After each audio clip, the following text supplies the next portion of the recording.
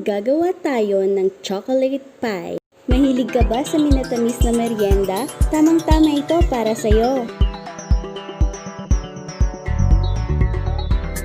Simple lang at murang-mura ang kakailanganin nating mga ingredients.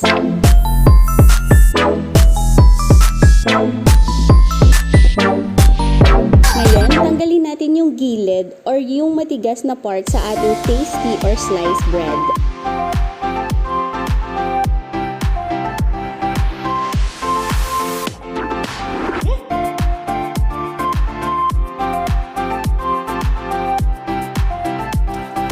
Natapos ko nang tanggalin yung side, pipiratin ko naman siya gamit ang aking kamay or gumamit kayo ng baso para ma-flat ang ating bread.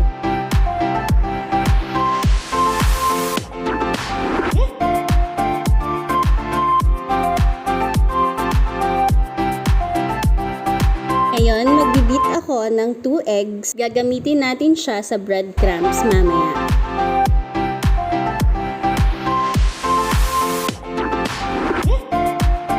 Okay na ang ating mga kailangan. Ilagay na natin ng chewy choco or chocolate candy sa ating bread.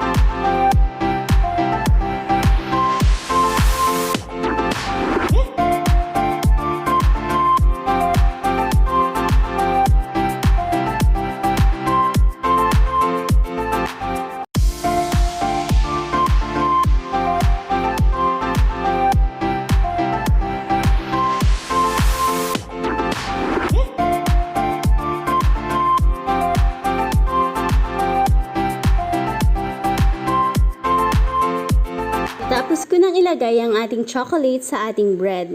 Ngayon, magpapainit naman tayo ng mantika.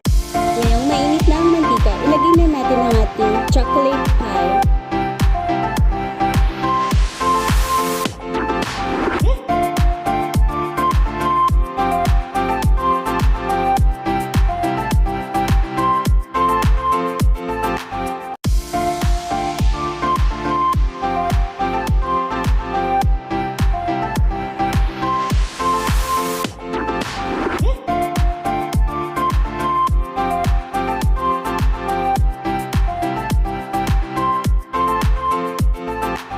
Luto na ang ating chocolate pie.